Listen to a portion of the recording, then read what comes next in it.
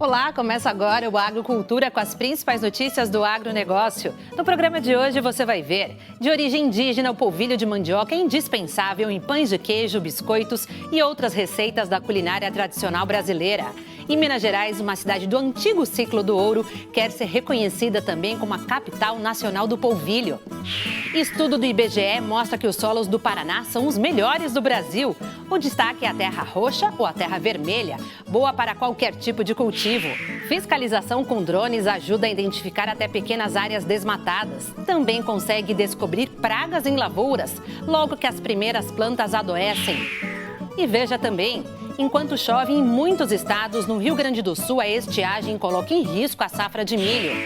Gripe aviária se aproxima do Brasil e põe a avicultura em alerta para impedir que a doença chegue às nossas granjas. O Agrocultura está começando.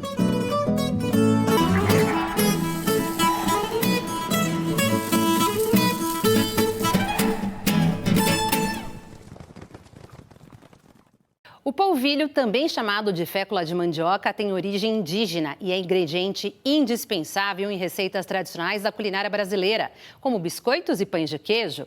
Agora, uma cidade de Minas Gerais que já integrou o antigo ciclo do ouro quer ser reconhecida como a capital nacional do polvilho. Veja na reportagem da Rede Minas. Tecnologia e tradição se misturam nesta fábrica de polvilho que tem 30 anos. Ela fica na cidade de Conceição dos Ouros, sul de Minas. Grande parte do conhecimento sobre como fabricar o polvilho vem de antigamente. O processo é todo artesanal. Inclui fermentação de até 60 dias em grandes tanques e secagem ao sol. O produto não leva nenhum aditivo. O produtor de polvilho aqui, o fabricante de polvilho aqui da nossa região, que é a origem dele, a base dele, ele traz isso muito forte para ele, né? Ele sabe, ele tem o tato, ele conhece quando o polvilho está azedo, quando ele não está azedo, quando ele vai, desde a mandioca, quando a mandioca chega, se tem muito amido, se não tem muito amido. Enfim, é uma sabedoria dentro dessa produção, naturalmente é deles. A fábrica é uma das maiores da região. Além dela, outras também salvaguardam um jeito de fabricar polvilho que é único. Toda essa tradição na produção do polvilho artesanal levou a cidade de Conceição dos Ouros a ser reconhecida como capital nacional do polvilho. São mais de 30 fábricas que usam matéria-prima da região. Além disso, são 4 fábricas de pão de queijo que usam o polvilho feito aqui. E toda essa cadeia em torno do polvilho também tem feito a diferença no turismo.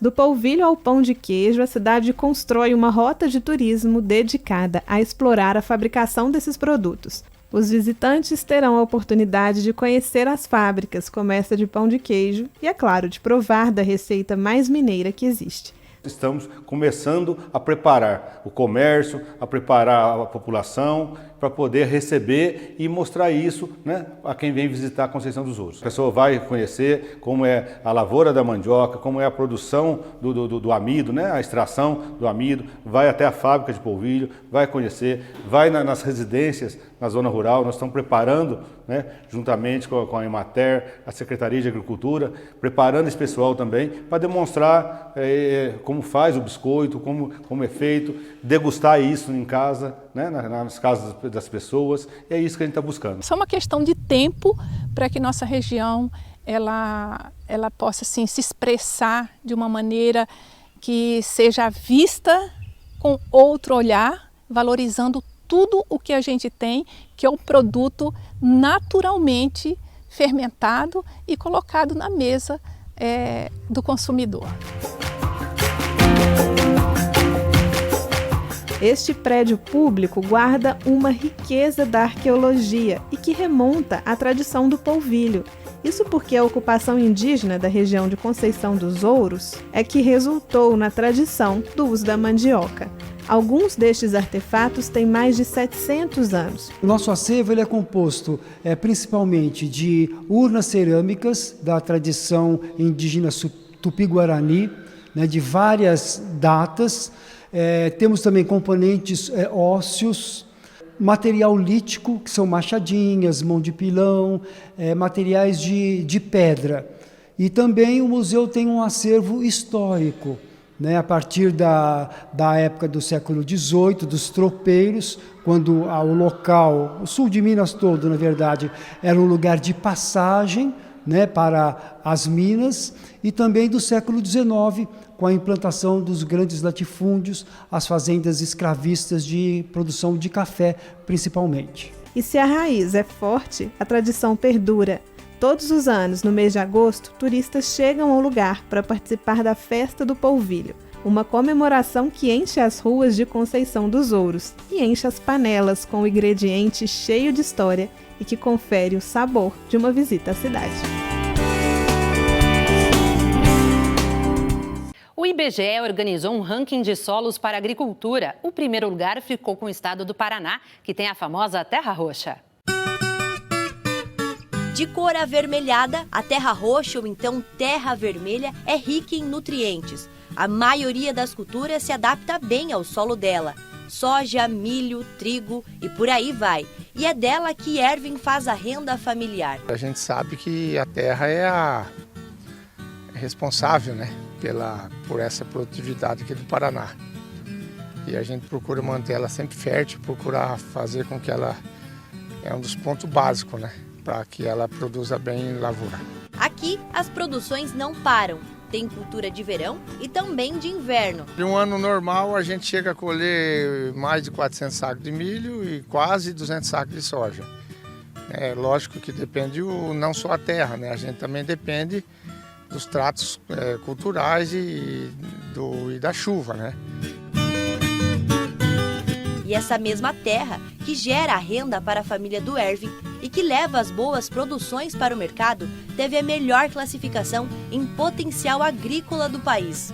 Mais de 500 tipos de solos foram mapeados no Brasil durante a pesquisa do IBGE e o Paraná foi destaque. Mais de 12% do território paranaense, equivalente a aproximadamente 24 mil quilômetros quadrados, foram considerados com potencialidade muito boa para a produção agrícola. Esse índice no país representa apenas 2% e na região sul, 5,6%. O estudo aponta que no norte pioneiro e aqui no oeste do Paraná são as regiões com maior volume de áreas muito boas para o desenvolvimento da agricultura. Comparando com os outros estados do Brasil, a gente está numa situação privilegiada, a gente tem um solo excelente, né? A gente tem solos bastante profundos, né? Solos velhos, solos profundos, né? Com uma boa profundidade. Tem espaço para o crescimento radicular, né, para o crescimento da planta. O IBGE ele tem já um banco de dados de informações ambientais e que tem lá a classificação dos tipos de solos. Aí, usando esse banco de dados, ele criou uma categorização, fez ali uma análise para qualificar o potencial de uso dos solos de todas as regiões do Brasil. Aí ele usou junto com isso as classes de relevo também, já que o relevo acaba influenciando, né, no aproveitamento ou não do solo. O estudo é inédito e também levou em consideração os recursos naturais. Com um território superior a 199 mil quilômetros quadrados, aqui no Paraná, além do destaque natural da qualidade da terra, que reflete diretamente nas boas produções, não podemos esquecer de todo o cuidado e dedicação dos produtores, que as preparam com muito trabalho. Se você vai cultivando, com o passar do tempo, esse solo, sem fazer uma reposição dos nutrientes, sem fazer correção, esse solo ele acaba se tornando de baixa produtividade, né? Então a gente sabe que é fundamental eu proteger essa terra que futuramente vai ser do meu filho, vai ser do outro. Eu só estou aqui de passagem, na verdade. Porque essa terra ela vai dar continuidade para quem produzir ela para frente. Você vai ver a seguir no Agrocultura. Primeiro, na avicultura brasileira, estado do Paraná entra em alerta para evitar a gripe aviária. Nós voltamos já.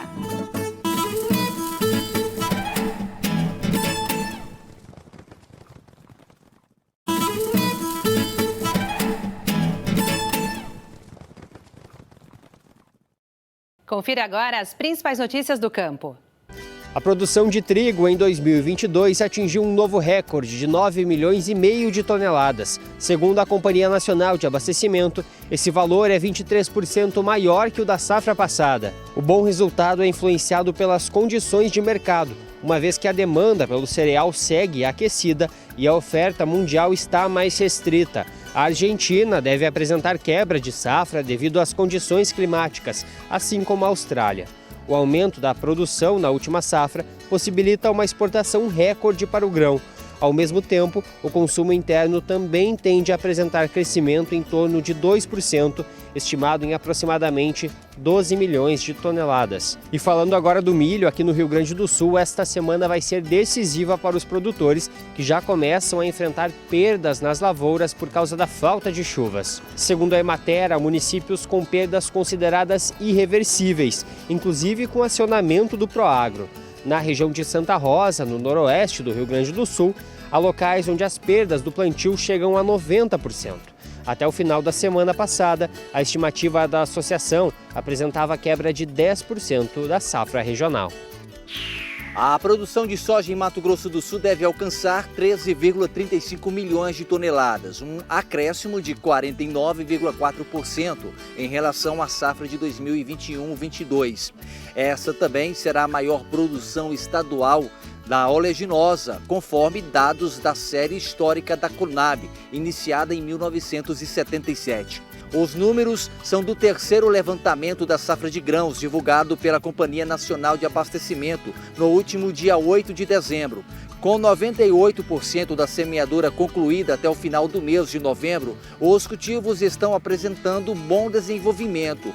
Muito dessa previsão de aumento de produtividade, muito disso está atrelado ao comparativo com o ano passado.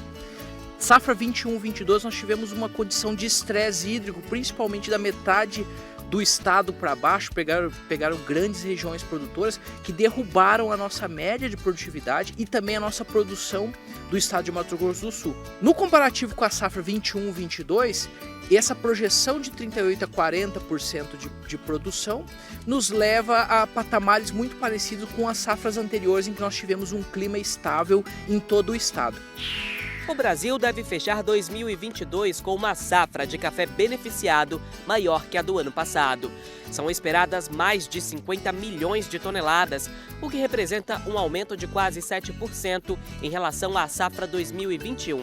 A estimativa é da Companhia Nacional de Abastecimento, a Conab. Essa variação acontece devido ao efeito conhecido como bienalidade. Em um determinado ano, as plantas de café produzem mais frutos e na próxima safra apresentam queda devido à necessidade de recomposição vegetal. Por isso, em 2022, ano de bienalidade positiva, a previsão é de uma safra mais cheia e isso já foi notado nas plantações. A Conab identificou um aumento na produtividade média nacional do café em cerca de 28 sacas por hectare. Aqui em Rondônia, por exemplo, a produção só do café Conilon alcançou quase 3 milhões de sacas, alta de 23% em comparação com a safra anterior. E veja agora outras notícias do campo. Paraná entra em alerta para impedir a chegada da gripe aviária. 4 países foram notificados com influenza aviária, ou então gripe aviária: Colômbia, Peru, Equador e Venezuela. A notificação é inédita, nunca havia sido registrada na América do Sul. Por isso, o estado do Paraná, o maior produtor de carne de frango do país, entrou em alerta.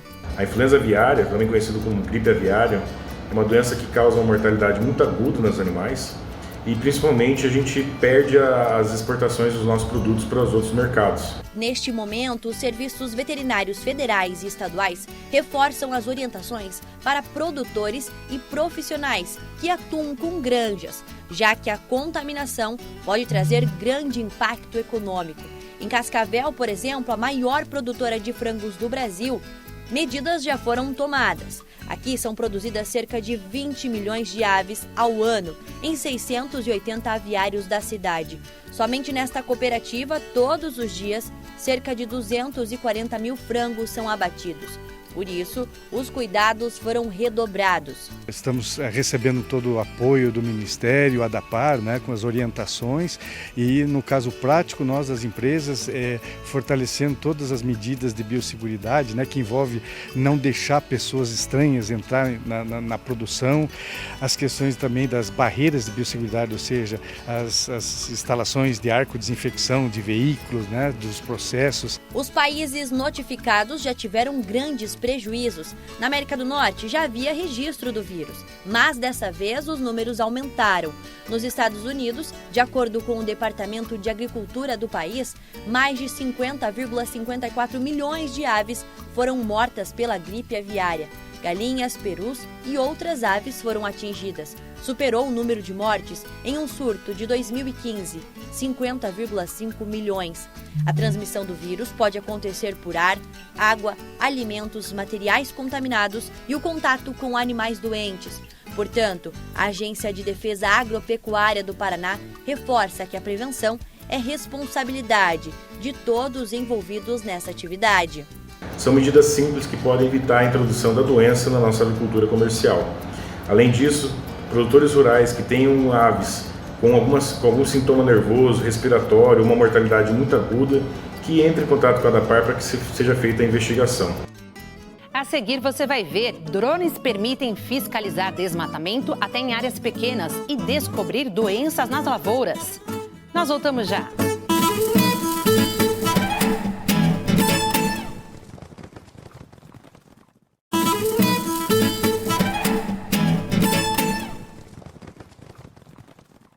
Passou o tempo em que a fiscalização do desmatamento era difícil e demorada. Com a ajuda de drones, hoje é possível identificar rapidamente até pequenas áreas desmatadas.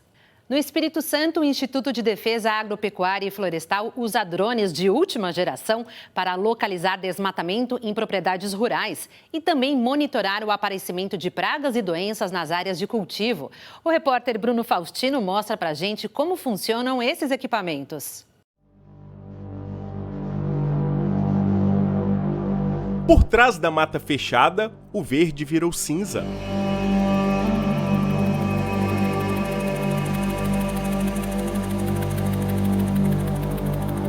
Árvores queimadas, área desmatada. É mais um remanescente de Mata Atlântica destruído.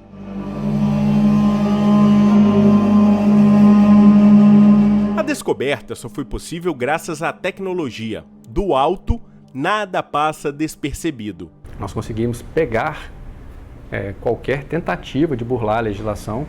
Em muitos casos a gente consegue observar que topos de morro ou então áreas de difícil acesso por carro ou por moto são, algumas vezes, infelizmente, alvo de desmatamento ou de queimadas ilegais. Então, o drone ele nos ajuda a pegar em tempo real esse tipo de atividade ilícita. Somente este ano já foram constatadas mais de 400 infrações por desmatamento aqui no Espírito Santo, totalizando 460 hectares.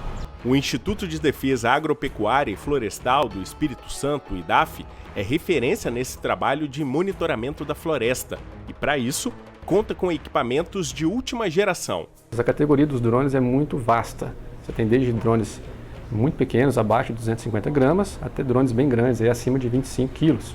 O que vai determinar o uso, o aparelho, é o objetivo do uso daquele equipamento. Então, no nosso caso, a gente utiliza drones entre 500 gramas a 1,5 kg, que são drones preparados para fazer não só fotos e vídeos, mas também mapeamento das áreas, Então, a depender da região e do objetivo, seleciona-se o equipamento. Mas equipamentos são muito diversos, diversificados em termos de tecnologia.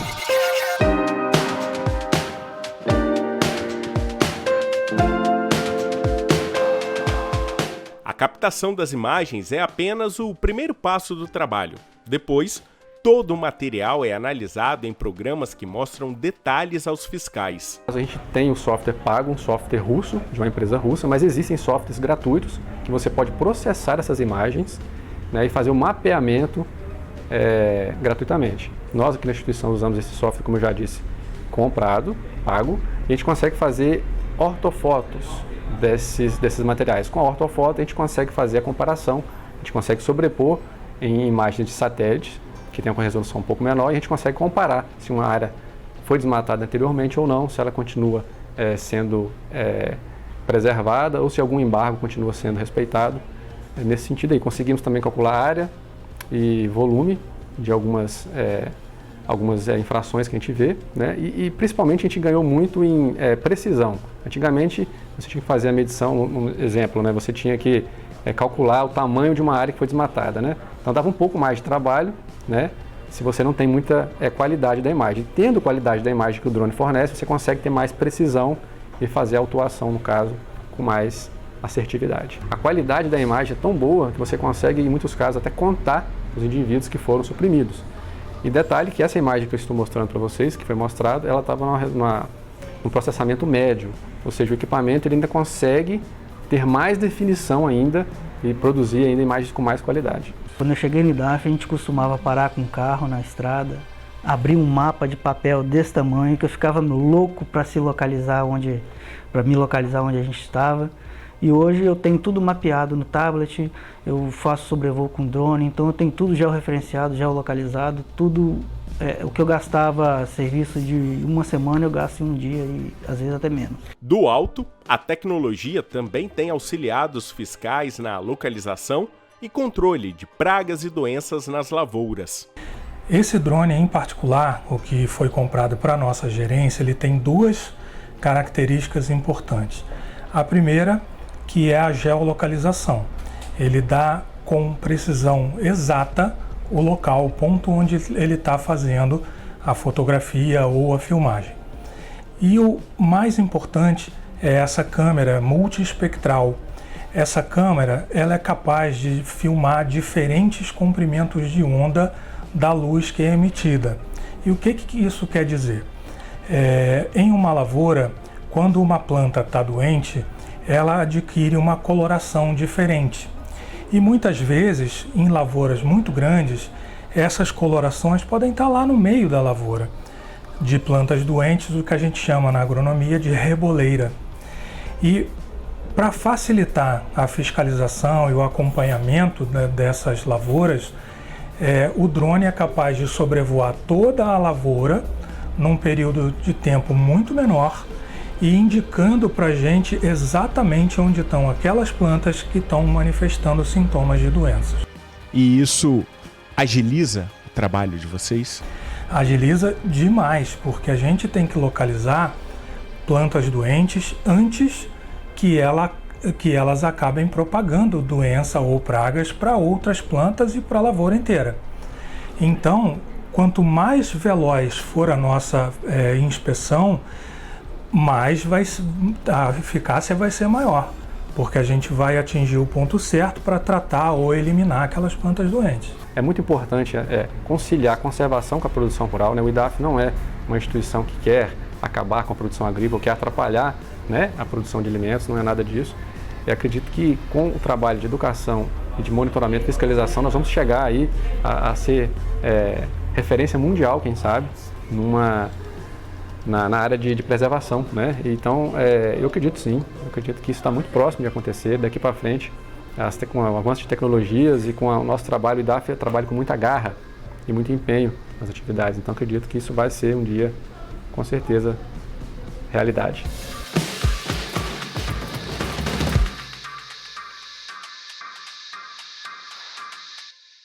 O Agrocultura de hoje termina aqui. Obrigada pela companhia e até o próximo domingo. Uma ótima semana para todos.